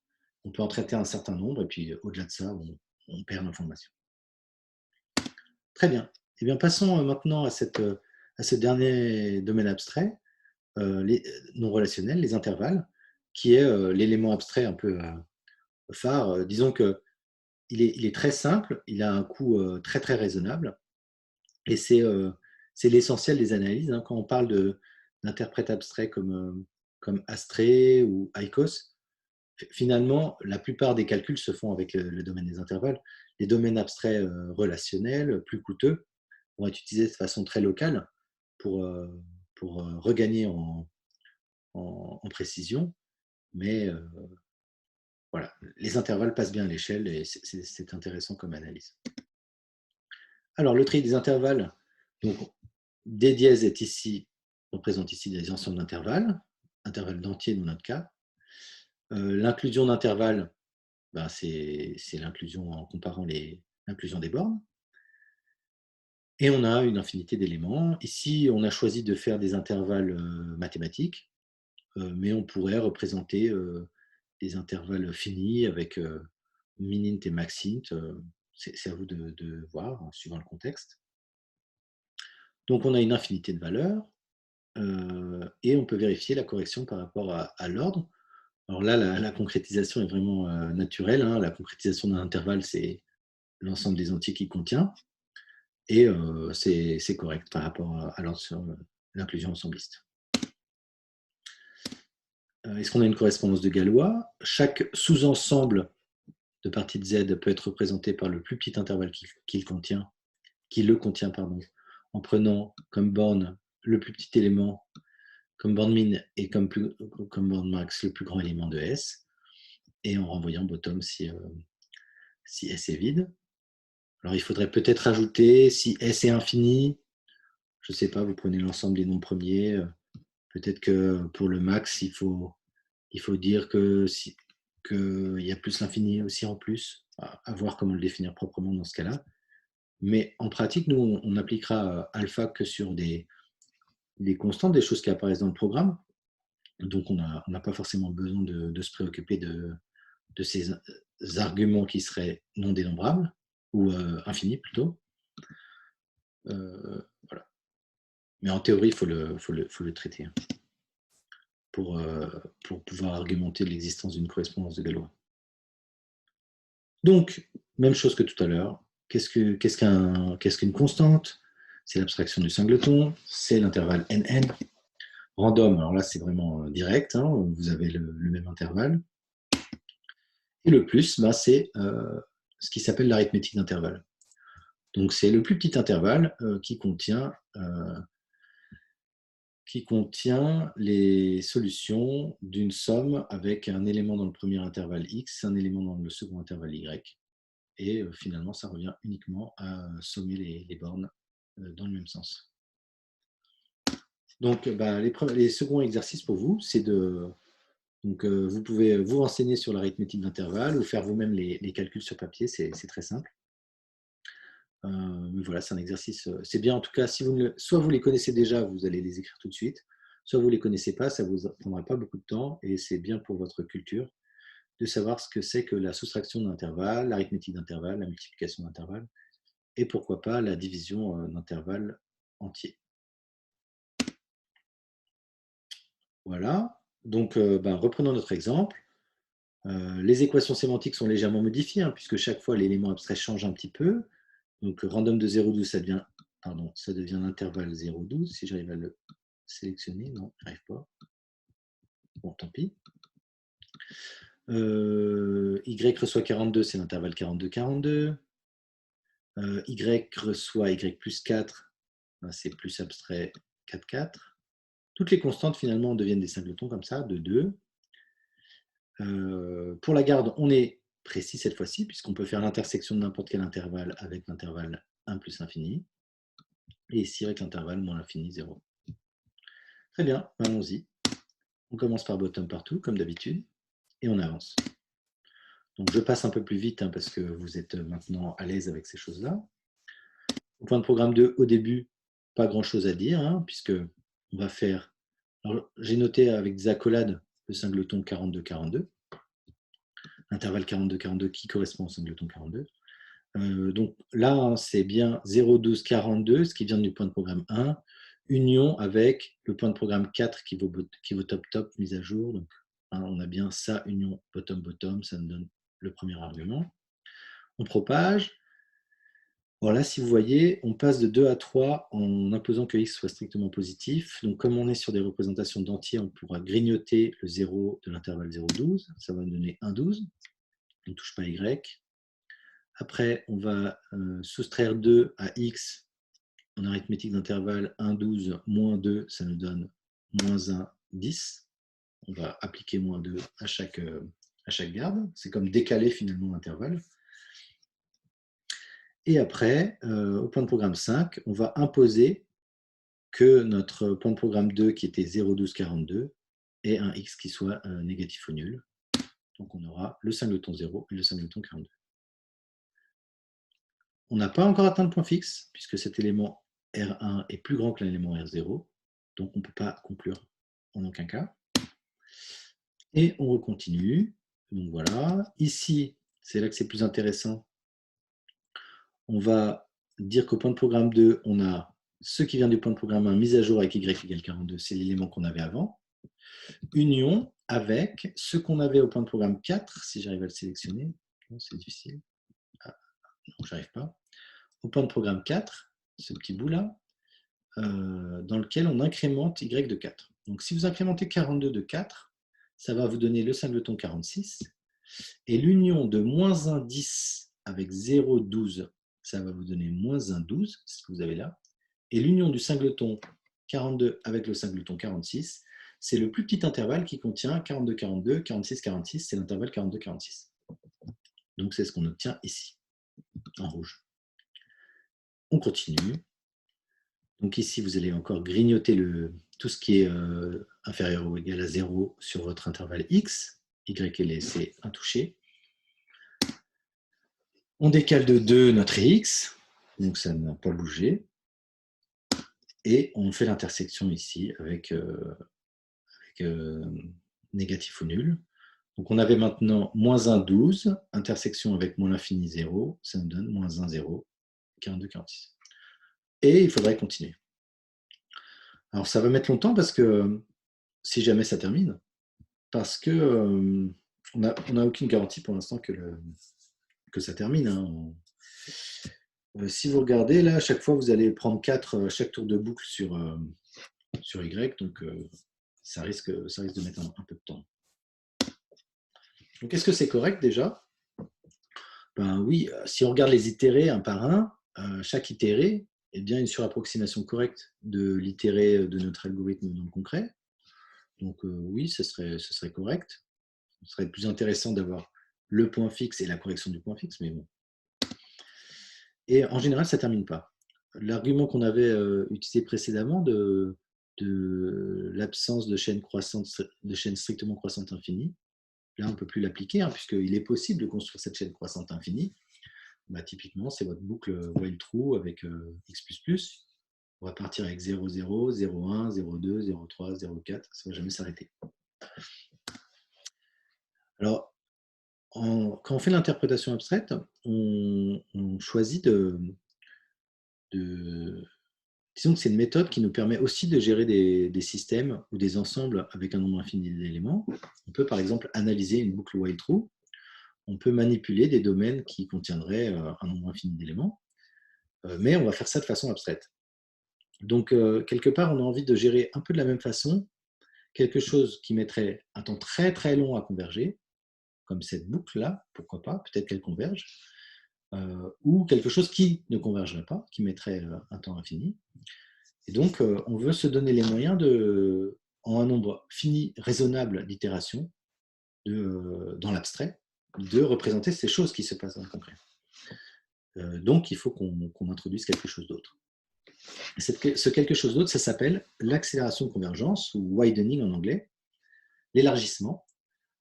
L'idée, c'est si vous aviez calculé dans l'abstrait, on a dit que dans le concret, notre plus petit point fixe, il existait, et que c'était, qu'on pouvait le voir comme cette limite de nos itérations croissantes concrètes. Dans l'abstrait, c'est la même chose. On a garanti que l'objet point fixe existait. C'est juste qu'on ne sait pas le calculer, pareil, en nombre fini d'itérations. Mais il existe, c'est un élément qui est là. Donc, ce qu'on va faire, c'est qu'on va calculer, on va introduire un opérateur d'élargissement qui va imposer de construire à côté de votre chaîne abstraite, croissante, peut-être infinie, et dont la limite est ce point fixe, on va construire une autre chaîne croissante qui va être plus grande que la première chaîne, chaque itérée, qui, elle, va être stationnaire, et dont le point fixe, donc, sera plus grand par construction que le point fixe qui n'était pas vraiment atteignable de votre première chaîne. Alors là, je l'ai dit avec les mains, on va regarder les définitions. Donc l'élargissement qui se note avec ce nab-là, c'est une opération binaire, qui est assez similaire à l'union, finalement, mais qui est plus grande que l'union. Donc x union y, c'est plus petit que x élargi par y. Qu'est-ce qu'on fait? On a cette suite croissante, la vraie suite dont la limite est ce plus petit point fixe. Mais on ne sait pas forcément la calculer, il y a peut-être trop d'itérés, il y en a peut-être une infinité. On va construire une autre chaîne croissante qui sera comme ça. Le premier élément, c'est le même. Et à chaque coup, on va élargir l'itéré précédent par le nouvel itéré de la première séquence. Et cette chaîne-là, on impose qu'elle soit stationnaire. Alors là, c'est une définition mathématique pas forcément évidente. En pratique, ils sont assez violents, assez bourrins, les opérateurs d'élargissement. Parfois, ils peuvent être stationnaires très vite. Donc, bon, vous allez le voir. Mais disons que l'argument mathématique, c'est que ça va transformer une chaîne croissante, pas forcément stationnaire, en une chaîne croissante stationnaire. Alors, ce que j'essaie de vous faire avec les mains, c'est ça. Là, ça serait à gauche, ce que vous avez sur la partie gauche de l'écran, vos itérations classiques avec ces petits points, peut-être une infinité d'itérés avant que d'obtenir le plus petit point fixe de f dièse dans l'abstrait. Ce qu'on fait, c'est qu'on se fait cette autre chaîne où à chaque coup, on va élargir notre R dièse avec le nouvel itéré, l'image du précédent par f dièse. C'est le même f dièse partout. Donc, c'est presque la même chose que d'appliquer f, c'est simplement qu'on va élargir l'itéré d'avant par f. Et là, on va s'assurer que cette chose-là soit stationnaire. Alors, on a quand même comme argument que c'est plus grand que ce point fixe-là, il est plus grand que le plus petit point fixe de f dans l'abstrait. Alors là, il y a un argument de correction.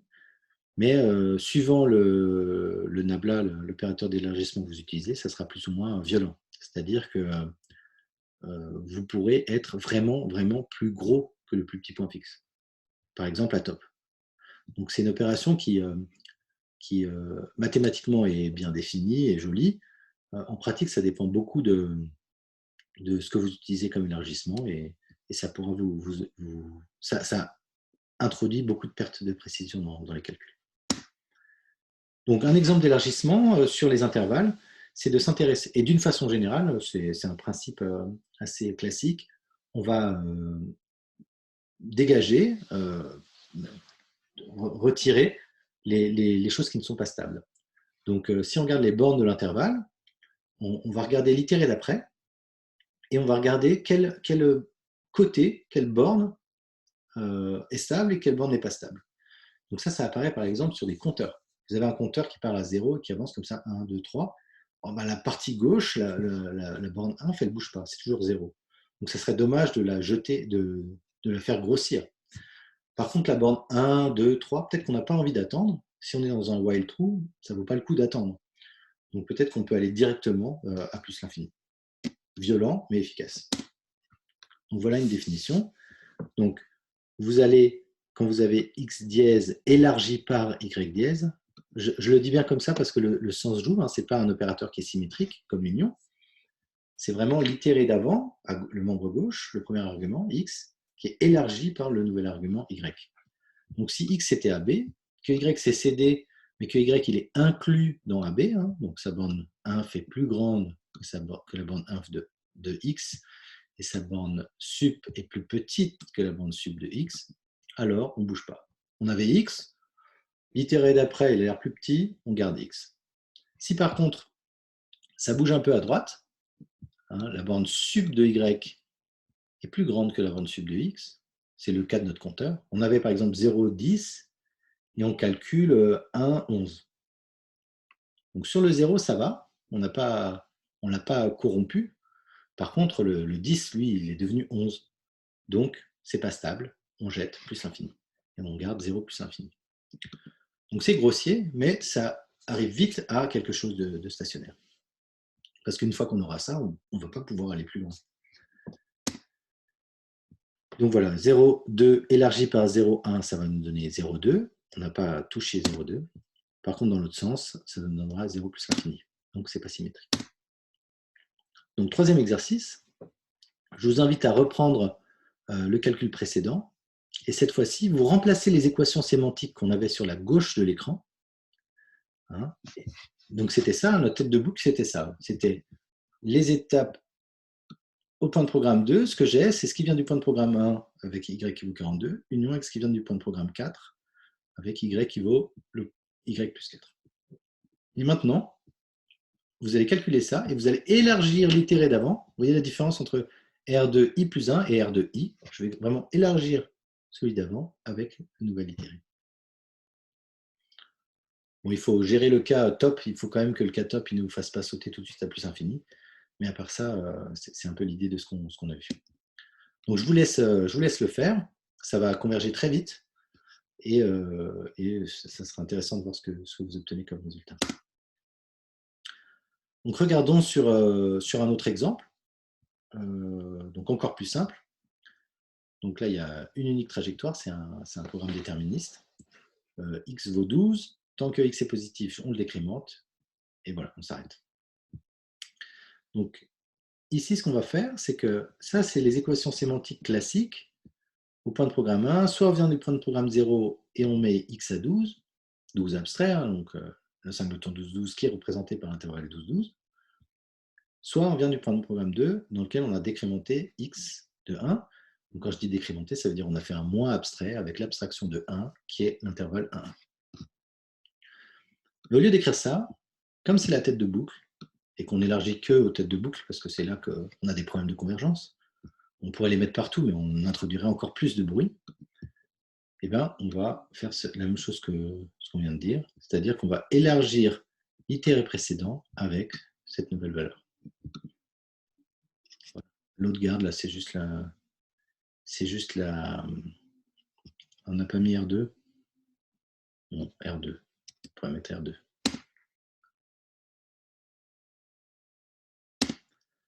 Ok, donc en un tour de boucle, on obtient ici, donc pour point de programme 0, ça devient top. Pas un tour de boucle, pardon. Une évaluation sur tous les points de programme de notre sémantique abstraite. On obtient au point de programme 1 l'intervalle 12-12, le singleton 12-12. Au point de programme 2, c'est la même chose. On n'a pas touché à cet intervalle. Et le point de programme 3 est pour l'instant inatteignable, puisque c'est la restriction de l'intervalle qu'on a au point de programme 1 aux entiers négatifs. Donc là, ce n'est pas le cas. L'intersection de 12-12 avec moins l'infini 0, ça donne ensemble vide. Ou bottom dans le domaine abstrait des intervalles.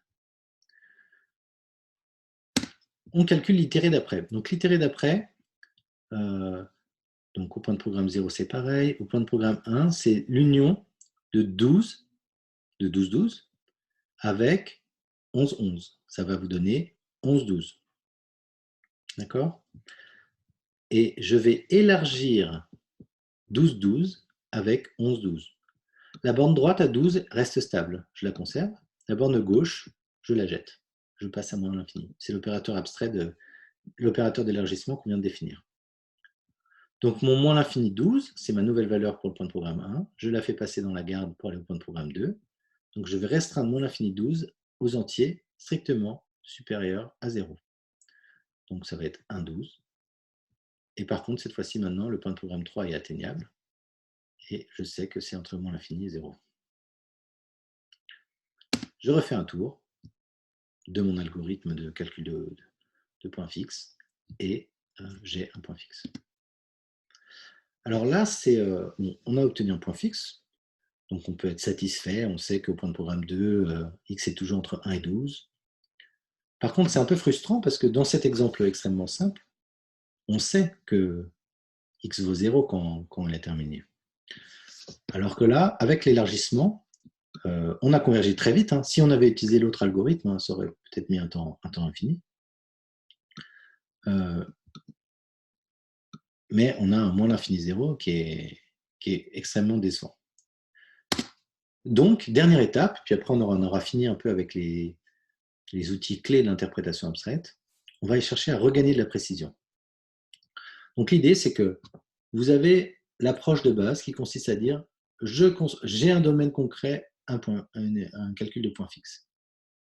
Je définis mon domaine abstrait et je pourrais calculer dedans, juste de la même façon, calculer un point fixe abstrait, concrétiser, avoir une surapproximation correcte. Pour être sûr que ce calcul-là termine, j'introduis l'élargissement, mais j'obtiens quelque chose qui est plus grand que le plus petit point fixe. Est-ce que je suis capable, à partir de cet élément-là, qui est plus grand par construction que le plus petit point fixe, plus grand ou égal, à regagner un peu en précision pour me rapprocher du plus petit point fixe, tout en restant correct. Donc, c'est ça cette dernière étape, regagner de la précision. Donc, une façon de faire, c'est d'utiliser les itérations descendantes, qui n'est qu'une autre façon de faire que de faire ce qui s'appelle le rétrécissement. Donc, le rétrécissement, c'est un petit peu comme le dual de cet élargissement. C'est une opération binaire, de la même façon, donc on note avec ce triangle, et qui va se placer quelque part entre, ça va être plus grand qu'une intersection, mais plus petit que x, plus petit ou égal à x. Et de la même façon que l'élargissement, ce n'est pas symétrique. Hein. On va dire que x est rétréci par y. Et on a aussi cette propriété que l'image d'une suite décroissante, qui est peut-être décroissante mais infinie, va être stationnaire. Voilà. Donc, dans le monde abstrait, vous avez cet objet-là, plus petit point fixe de votre sémantique abstraite, qui est ce qui vous intéresse. Bon, déjà, à cause du domaine abstrait, on est peut-être déjà très imprécis, très grossier, hein, puisque dans le trait des signes ou des intervalles, on n'est pas aussi précis que ce qui se passe dans le monde réel. Mais bon, voilà, c'est ça, on aimerait bien le calculer assez précisément quand même. Grâce à l'élargissement, on arrive à obtenir ce qui s'appelle un post-point fixe. Quand le calcul avec l'élargissement se stabilise, on a quelque chose qui est plus grand ou égal au point fixe. Et on va, à partir de cet élément-là, calculer une autre séquence qui va être décroissante, tout le temps plus grande que le plus petit point fixe, le least fixed point, mais qui est peut-être infinie. Mais donc, en utilisant l'opérateur nabla, on va avoir une séquence qui va être stationnaire et donc, au bout d'un moment, va s'arrêter sur quelque chose qui est plus grand que le plus petit point fixe. Alors, je pense qu'il y a un transparent qui le dit derrière, mais juste pour le dire tout de suite, une façon facile de travailler, c'est d'appliquer juste f dièse sur le post-point fixe qu'on vient d'obtenir. Puisque f est une fonction monotone et qu'on est sur un post-point fixe, l'image de ce r dièse par f va être plus petite ou égale pour l'ordre, et donc on pourrait appliquer f comme ça un certain nombre de fois. Dans ce cas-là, on n'aura pas une garantie que la séquence va être stationnaire, mais c'est comme ça qu'on l'a implémenté dans notre outil, par exemple, dans l'outil qu'on va faire ensemble en TP, on donne un critère de nombre limité d'itérations décroissantes. on dit, ça ne sert à rien de faire trop longtemps. Tu fais 3 itérations décroissantes, 5 itérations décroissantes, 10 itérations décroissantes, c'est un paramètre de l'analyse. Il calcule le post-point fixe avec l'élargissement. Après, il applique 10 fois f. Peut-être qu'avant d'atteindre ces 10 fois, il va déjà obtenir un point fixe, mais au plus 10 fois, et après on s'arrête. Une autre façon de faire, c'est d'utiliser l'élargissement, qui est un cas plus général encore. Le rétrécissement, pardon. Voilà. Donc ça, c'est l'argument de correction. Je vous laisse le lire. Donc, un exemple de rétrécissement sur les intervalles, c'est de ne s'intéresser qu'aux bornes infinies. L'idée, c'est de regagner de la précision, mais de ne pas passer un temps fou non plus à en regagner, parce que sinon, tout ce que vous avez gagné sur l'élargissement, en ayant un nombre très limité d'itérations, vous allez le perdre en essayant de regagner de la précision. Donc, de la même façon qu'on pourrait avoir un compteur qui rajoute 1, 1, 1 à chaque coup et avoir un nombre infini d'itérations, on pourra avoir des conditions, des gardes, des choses qui vont à chaque fois nous grignoter une valeur sur notre intervalle. Et puis, ça prendra un temps infini. Hein. Donc, si vous avez, je sais pas moi, 0, 10 000, l'itéré d'après, ça va être 0, 9 999, 9 998. Voilà, et peut-être que ça va mettre un temps extrêmement long à arriver jusqu'au point fixe. Donc, là, une solution, en tout cas, hein, c'est de ne raffiner que les bornes infinies. Donc, x va être raffiné, va être rétréci par y. Si, par exemple, x, il a une borne sup qui est plus l'infini, et y, ce n'est pas le cas. Donc, à ce moment-là, on va garder celle de y. Pareil à gauche. Et si x a les deux bornes infinies, à ce moment-là, on récupère y. Sinon, on garde x. Donc là, rétrécir 0 plus l'infini par 0,1, ça nous donnera 0,1. Rétrécir 0,2 par 0,1, ça nous gardera 0,2. Quatrième exercice, donc raffiner le calcul précédent, celui où on était frustré de ne pas avoir x égale 0, avec le rétrécissement. Donc une fois que vous repartez, il n'y a pas besoin de refaire les calculs précédents, hein. Il faut toujours calculer ce post-point fixe avec l'élargissement. Donc c'était notre dernier itéré, celui qu'on avait appelé RL3. Donc vous le prenez, et maintenant vous refaites les calculs en substituant le nabla de l'équation du point de programme 1, je pense, par un triangle du rétrécissement. Et vous devriez obtenir ce 0. Alors, dans le cas précédent, celui que vous venez de faire en exercice, on avait un x positif, et x positif, on savait bien le faire dans l'abstrait, sur les intervalles en tout cas. Mais regardez, le même programme dans lequel la garde a été exprimée comme une diségalité, x différent de 0, eh bien, si vous refaites les calculs avec votre opérateur d'élargissement ou de rétrécissement, vous n'allez pas réussir à regagner ce 0. Le domaine des signes, lui parvient. Donc, d'une façon générale, c'est une bonne recommandation. Si vous ne faites pas d'année statique dans votre vie après, mais vous faites de la programmation, c'est quand c'est possible, essayez de mettre des gardes conservatives avec des inégalités plutôt que des diségalités, parce que c'est beaucoup plus facile à analyser par derrière.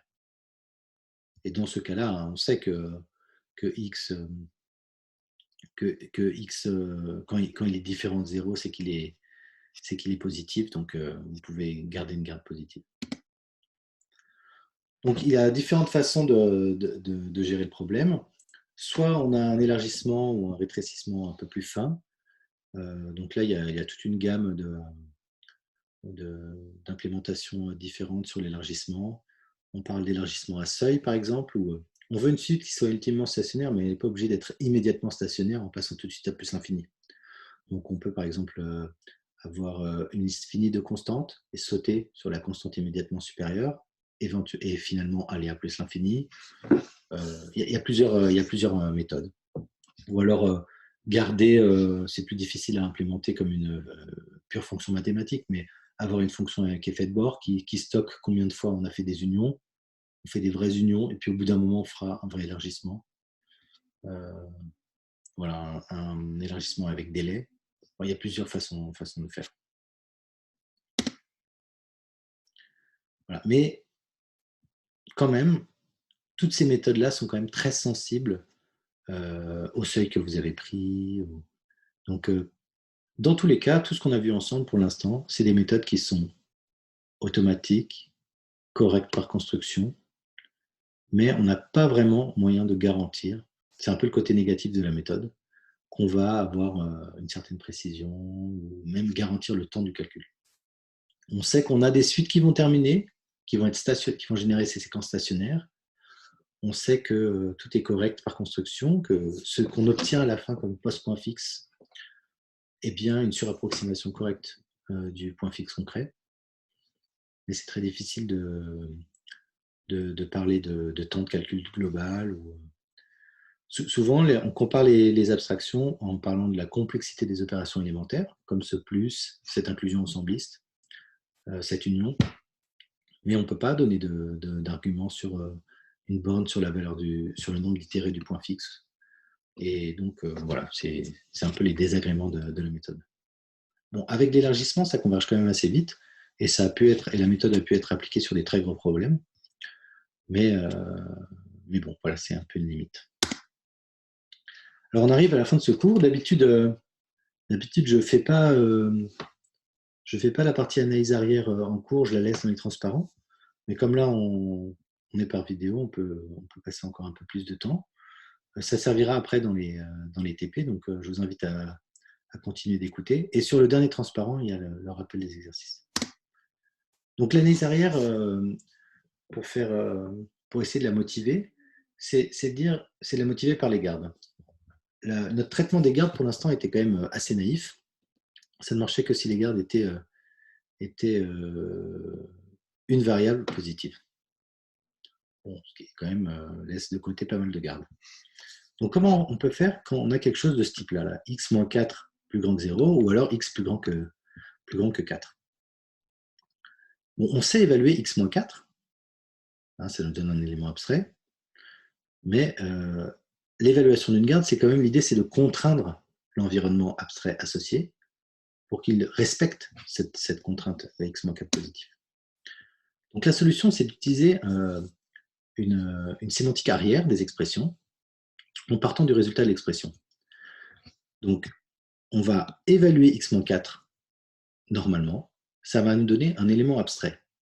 Cet élément abstrait, on va l'imposer, on va le forcer pour qu'il soit positif. Et ensuite, comme il va être raffiné, il va être un peu plus petit, soit c'est le même, soit il sera plus petit pour l'autre, c'est une intersection. Et à ce moment-là, on va dire maintenant x-4, en avant ça valait telle valeur, maintenant on veut que x-4 vale la nouvelle valeur qui est plus petite. Peut-on en déduire des informations sur x? Voilà, donc c'est ça l'idée de l'analyse arrière. Donc on le note comme ça, la sémantique arrière. C'est un peu bizarre. La sémantique arrière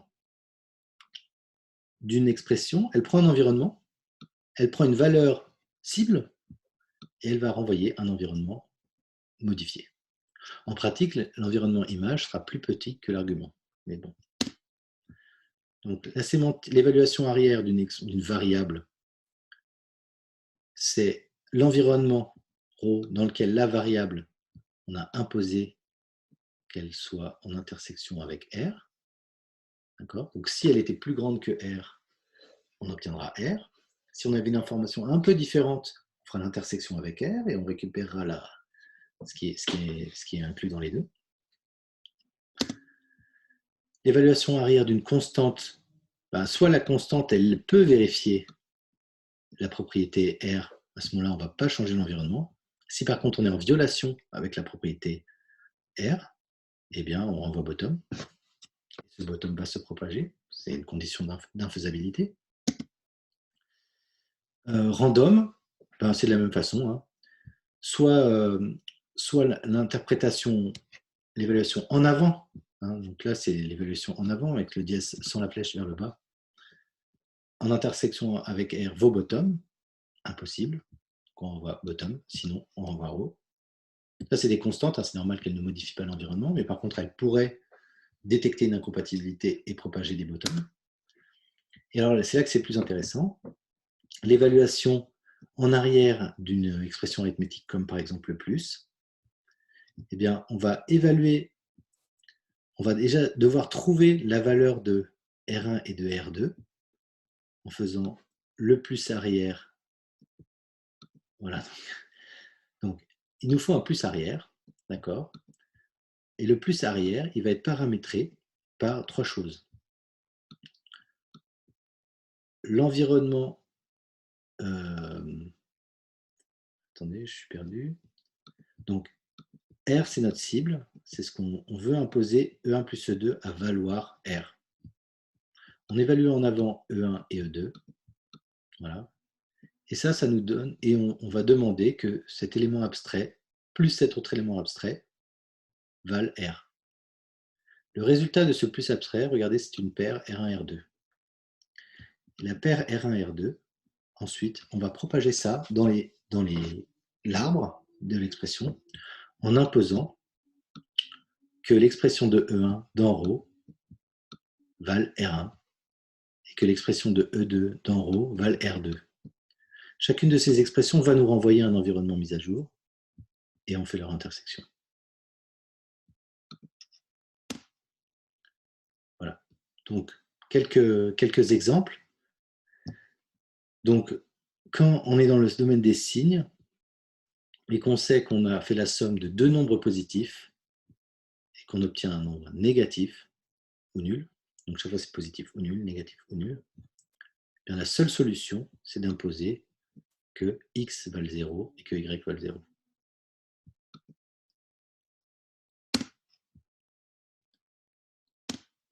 Dans le domaine des intervalles, c'est un petit peu plus compliqué. Je vous laisse faire les calculs pour le retrouver.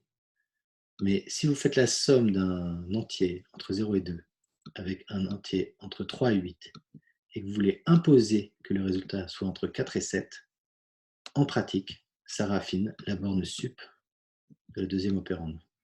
On n'arrive pas à raffiner les autres bornes, mais ça raffine cette borne-là. Donc ça, je vous laisse le retrouver. Donc, je vous laisse réfléchir sur la table du plus arrière pour le domaine des signes, au moins sur les parties pertinentes. Faites quelques cas. Il y a trop d'entrées puisque sur les opérateurs comme ça binaires, ça devient ternaire. Il y a trois opérandes puisqu'il y a les deux opérandes de l'opérateur avant et le résultat. Donc pour trois arguments, on doit renvoyer les deux arguments, les deux opérandes raffinées. Donc bon, ça fait quand même beaucoup de cas. Mais voilà, proposez quelques solutions. Et si vous pouviez réfléchir aussi à un cas général pour le plus arrière, parce qu'en fait, c'est à part dans certains domaines, c'est tout le temps la même opération qu'on fait. Voilà. Donc, vous pouvez réfléchir au moins, par exemple, sur le domaine des intervalles. Et enfin, dernier exercice. Et ben, maintenant que vous avez les opérations arrière, je vous laisse proposer une sémantique des gardes plus précise qui repose sur cette sémantique arrière. J'ai un peu dit avec les mains avant, et je vous laisse le formaliser dans une équation. Et maintenant que vous savez ça, maintenant que vous avez votre proposition pour l'évaluation des gardes, eh bien, évaluez la garde x plus y plus petit que z avec cet environnement abstrait dans les intervalles.